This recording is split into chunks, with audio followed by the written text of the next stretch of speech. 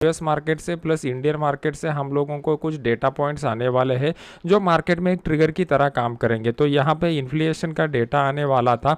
इस महंगाई के डेटा में हम लोगों को एक्सपेक्टेड था कि यूएस में महंगाई दर गिर जाएगा प्लस इंडिया में भी गिर जाएगा, और जैसा एक्सपेक्टेड था उस तरीके के डेटा पॉइंट हम लोगों को मिल गए। मतलब फंडामेंटली अगर हम लोग देखेंगे तो अपना फंडामेंटल जो ट्रिगर था वो मार्केट एक्सपेक्टेशन के साथ था। मतलब यहाँ पर मार्केट में जो पुराना वाला ट्रेंड बना हुआ था वही ट्रेंड कंटिन्यू रहने की हाई प्रोबेबिलिटी थी, जो फंडामेंटल फैक्टर हम लोगों को बता रहे थे। प्लस नेक्स्ट पॉइंट के ऊपर आते हैं। नेक्स्ट पॉइंट में हम लोग टेक्निकल पॉइंट सीखेंगे। टेक्निकल पॉइंट में प्राइस एक्शन को हम लोगों के लिए इंपॉर्टेंट ज़्यादा है।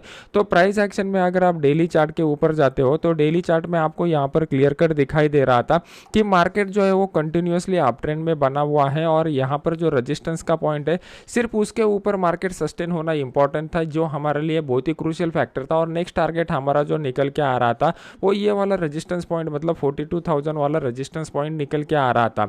तो प्राइस एक्शन के हिसाब से देखेंगे तो प्रीवियस वाला ट्रेंड जो बना हुआ था वो अप ट्रेंड बना हुआ था। बस हम लोगों को अप ट्रेंड में 2 पॉइंट के ऊपर फोकस करना था। एक तो मार्केट रेंज बाउंड में जाना चाहिए, फिर उसके ब्रेकआउट के बाद हम लोग बाय कर सके। अगर मार्केट रेंज बाउंड में नहीं जाता है तो मार्केट एक रिट्रेसमेंट का फेज हम लोगों को दिखाना चाहिए, और जैसे ही मार्केट रिट्रेसमेंट के फेज में आएगा हम लोग बाय ऑन डिप्स का रणनीति यहाँ पर अपना सकते हैं। तो फंडामेंटली हम लोगों को मार्केट इंडिकेट कर रहा था कि अपसाइड का मोमेंटम कंटिन्यू हो सकता है, प्लस प्राइस एक्शन के हिसाब से मार्केट इंडिकेट कर रहा था कि अपसाइड का मोमेंटम हो सकता है। दोनों जगह पे हमें बाय इंडिकेट हो रहा था। और अभी डेटा पॉइंट के ऊपर आते हैं तो डेटा पॉइंट में हम लोग ओपन इंटरेस्ट के डेटा को स्टडी करते हैं। तो ओपन इंटरेस्ट में कॉल के साइड और पुट के साइड दोनों जगह पर हम लोगों को देखना चाहिए कि किस तरीके का ओपन इंटरेस्ट बन रहा है। तो इस ट्रेड को मैं एग्जैक्टली आपको बताना चाहता हूं, तो आपको अंडरस्टैंडिंग क्लियर हो जाएगा कि किस तरीके से हम लोगों को एनालिसिस करना चाहिए। तो डेली चार्ट के ऊपर प्राइस एक्शन के हिसाब से मार्केट जो था वो अपसाइड का मोमेंटम हम लोगों को बता रहा था।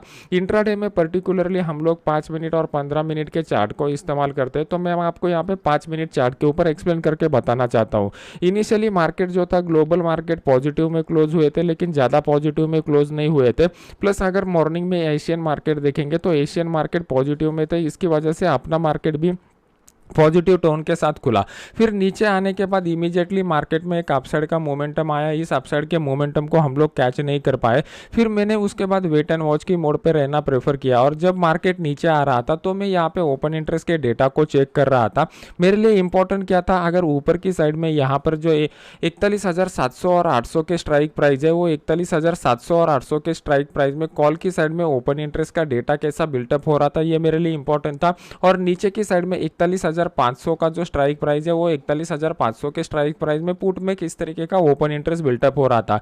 तो जैसे ही मार्केट नीचे आ रहा था तो मैंने यहाँ पर क्लियर कर देख रहा था कि ओपन इंटरेस्ट में 41,500 के पुट के साइड में ओपन इंटरेस्ट में बहुत सारा डेटा ऐड हो रहा है। मतलब यहाँ पर लॉन्ग पोजीशन लोग क्रिएट कर रहे हैं, ये क्लियर कट इंडिकेशन हम लोगों को मिल रहा था।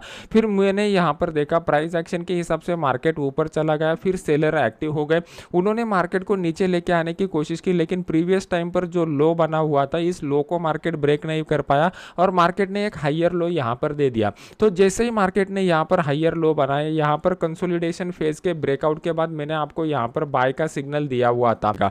तो यहाँ पर अगर आप देखोगे तो आपके सामने एक अच्छा खासा स्ट्रक्चर बना हुआ है। मार्केट ने बहुत ही कंटिन्यूसली अपसाइड का मोमेंटम दिखाया हुआ है। तो यहाँ पे मार्केट जो है वो क्रूशियल पॉइंट के ऊपर आ चुका है।